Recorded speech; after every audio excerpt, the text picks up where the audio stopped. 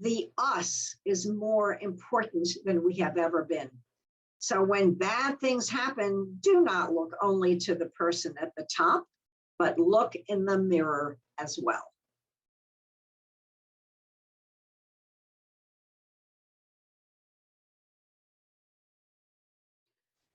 My name is Barbara Kellerman, and I have written and edited, as some people who watch this would know, many books on leadership and followership, and this is my most recent one. It came out a month or two ago. It's titled The Enablers: How Team Trump Flunked the Pandemic and Failed America. But the main word to bear in mind is the word enablers.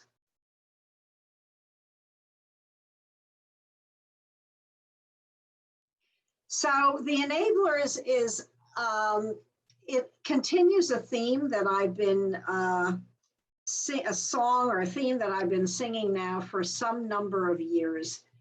The leadership industry, as I call it, or more broadly, people in general, tend to fixate on leaders. Leaders are used to explain what's happened. So to take the obvious example of this book, although it focuses on the first 6 months of the pandemic, Trump, for better and worse, whether you're a Trump supporter or a Trump naysayer, has been used to explain what happened in American politics between roughly 2016 and 2020. People turn to him as the single explicator for what happened. They get that there are other people around, but the focus is virtually never on them. So this book, I describe it in the first page as a mosaic. In other words, Trump is at the center of it, but he is simply the center around which a large cast of characters, ranging from his family to aides in the administration, senators, governors, the media, Republican donors, a large cast of characters pivots. And I argue that since I do think Team Trump, or Tribe Trump, as I use both terms, that they did fail us in the first 6 months of the pandemic in particular. Or again, that's the period on which the book focuses. But that it is a mistake to simply blame the President of the United States.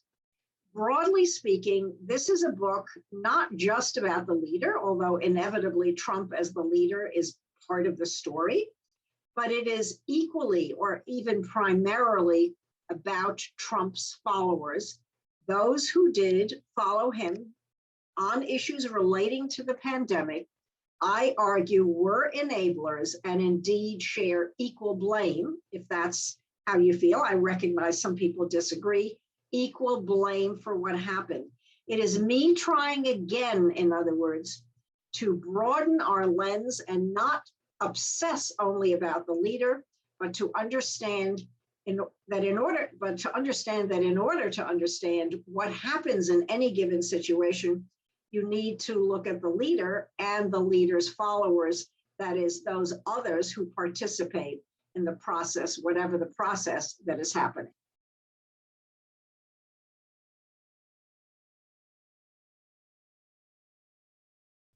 Followers actually, in a curious way, I say curious because we never pay attention to them or hardly ever, they're actually a much more complicated and arguably even therefore a more interesting mix.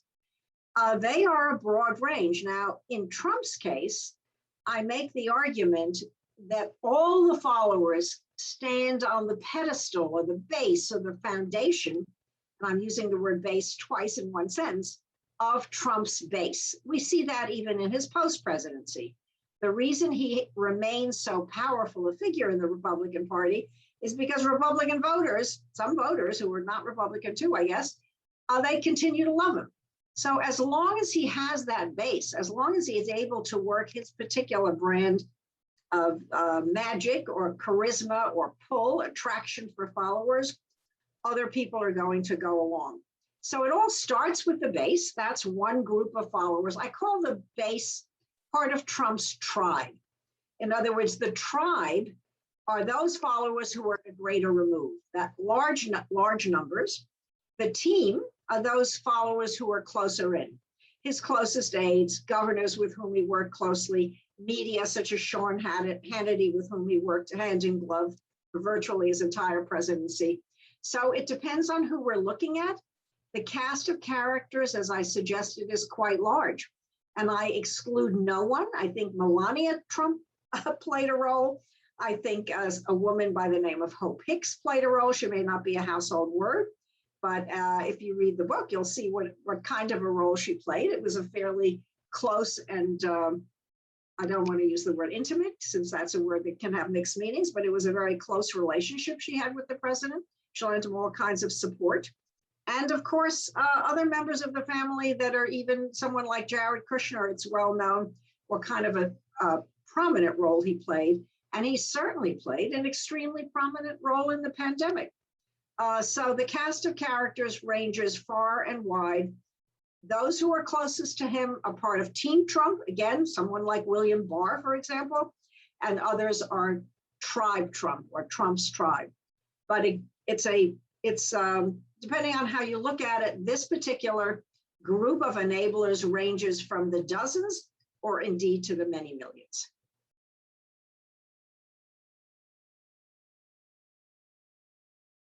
I've been in the leadership field for a long time, so I get America's obsession. And I think, by the way, it's not just our obsession, American obsession. I think human beings are hardwired to focus, as are most animals. We're sort of hierarchical animals. We tend to focus on the person at the top. But as I said before, it's just insufficient. I am quite I wouldn't say I'm alone in beating the drum for followers, beating the drum for others. Some people simply hate the word follower. I use it. I continue to use it because it's the logical antonym of the word leader. But let's just say others, stakeholders, constituents, whatever word we want to use, all the other players is really who I'm talking about. It was so clear to me during the pandemic how critical a role they played. And it drove me nuts, frankly, that the media and ordinary people were constantly fixating on Trump. By the way, the same holds true as I speak. This is not simply about Trump. I'm speaking, I think it's October 21st, 2021, as we're having this conversation.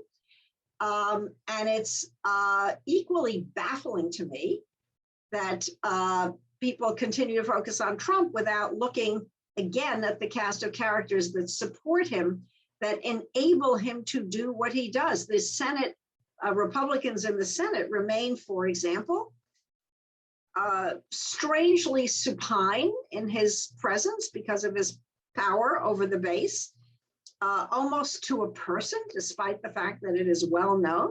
Certain senators, Mitt Romney or Elizabeth Murkowski, whatever their names are not really genuine supporters. Even Mitch McConnell, it is said, is not really a genuine supporter. And I write about him in the book.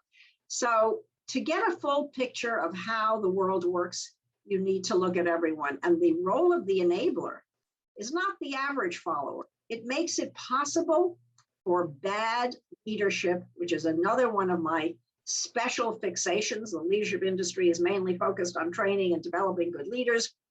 One of my key interests really over a lifetime of leadership has been not good leaders, but bad ones.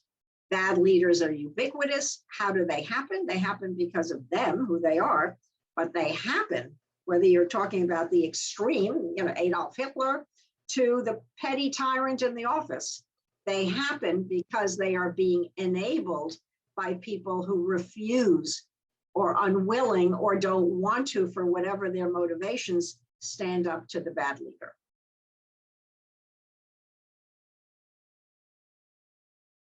The research I conducted is what I usually do. I sometimes do interviews, but I don't usually, that's Bob Woodward's terrain. I can't compete with that. So it's typically contemporaneous accounts of what has happened.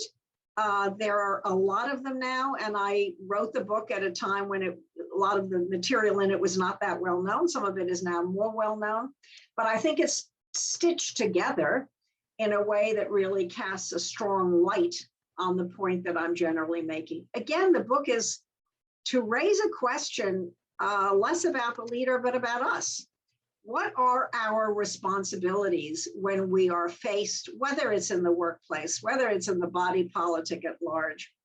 What is it that we are obligated to do despite our various motivations? And many of these people who were enablers were motivated because they wanted power, or they wanted money, or they wanted influence. Some of them, of course, were true believers. I don't question that. Some of them were related to the man.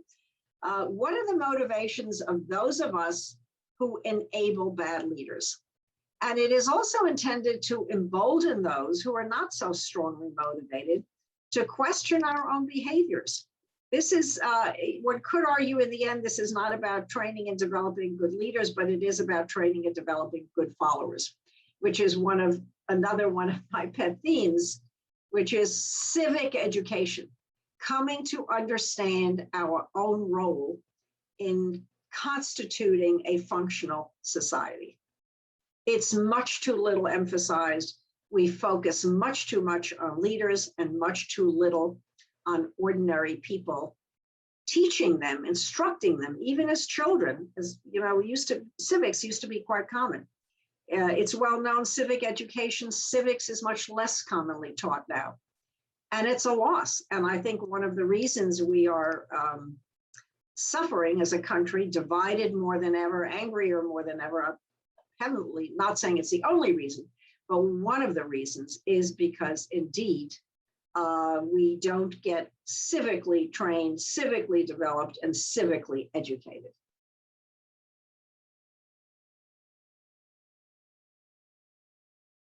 You know, it's a great question. I wish I could say that lessons have been learned because of what happened.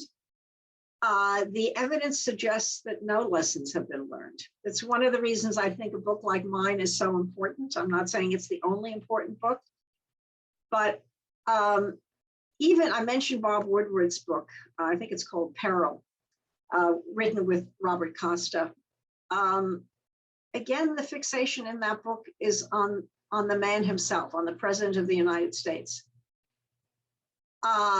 If we continue to obsess about single individuals, we will continue to fail to learn the lesson that I am trying to teach, which is that it's not just about them.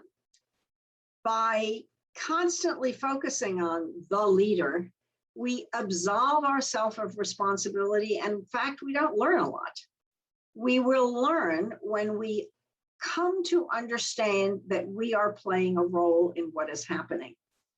But I'm not saying what I'm offering is a panacea. We know that people are locked into their positions. It's not clear to me that there's a single magic bullet that is going to solve the problems that we're sort of hinting at. Even the mask, which I wrote about the book, which is so well known now as a symbol of divisiveness.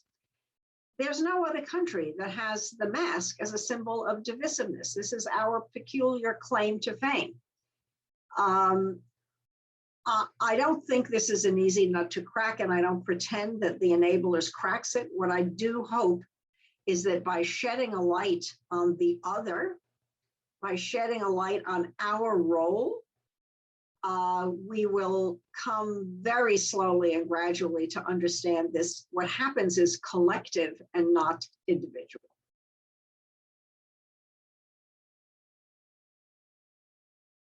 You know, every time I write a book, or I blog a lot as well, I'm writing for, this is such a cliche, I'm almost embarrassed, for the reader of the New York Times. In other words, for the so-called educated lay reader. I write in plain English.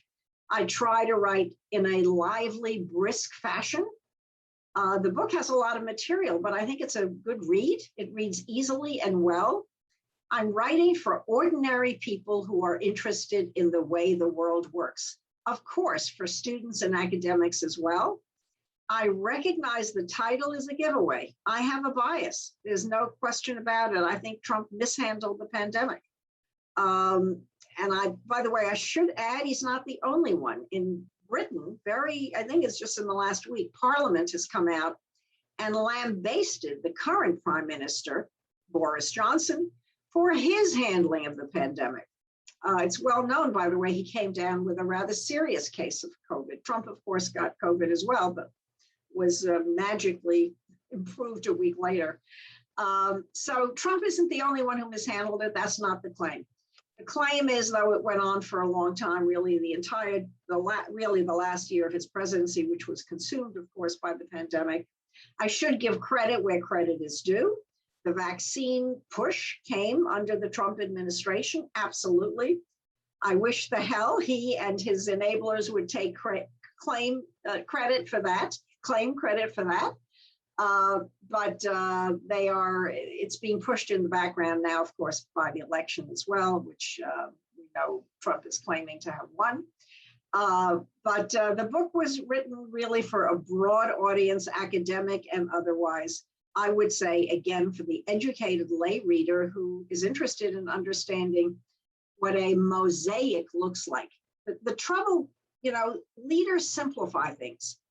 If we can either credit or blame the leader for whatever happens, it's a much simpler way of looking at how the world works. It is indeed a somewhat more complicated way of understanding the world by including a much larger cast of characters. But these characters, these players, they matter. Someone like Secretary of State, Secretary of the Interior Azar played a role. Dr. Robert Redfield, who bent to Trump's will, even though he was head of the CDC, played a role. I argue in the book, I know I'm one of the very few that doesn't let Dr. Anthony Fauci off the hook. I think Fauci early on was an enabler. He didn't stand for what he believed to be right and good and true when he said, oh, well, we don't need masks. Masks have been known to be effective since the flu epidemic of the early 20th century. So there's a lot of blame to go around and few, very, very few heroes in this particular story.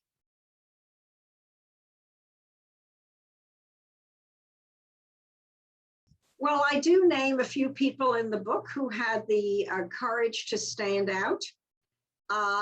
They were, interestingly, however, so alone that they didn't stand out during the last year when they needed to, during the last year of Trump's presidency. Since Trump has left office, we know, of course, that people have come out and said, oh my God, he was awful.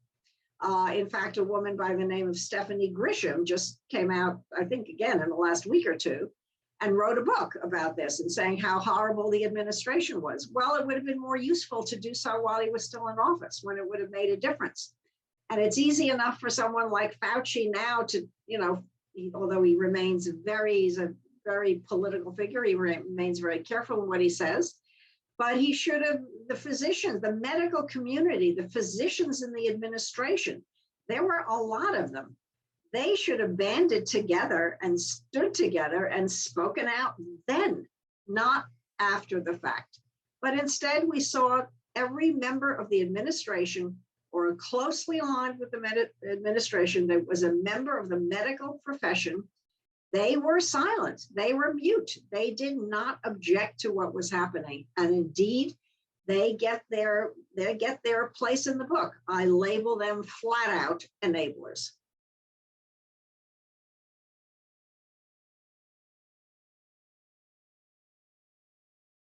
I think the most surprising thing is how many people it takes to do bad things. I'm a bit of a student of history. I've spent some time, I have my master's in Russian and East European studies, so I spent a lot of time studying the Soviet Union. I lived in Germany for a year when I was a graduate student, so I know a fair amount about German history.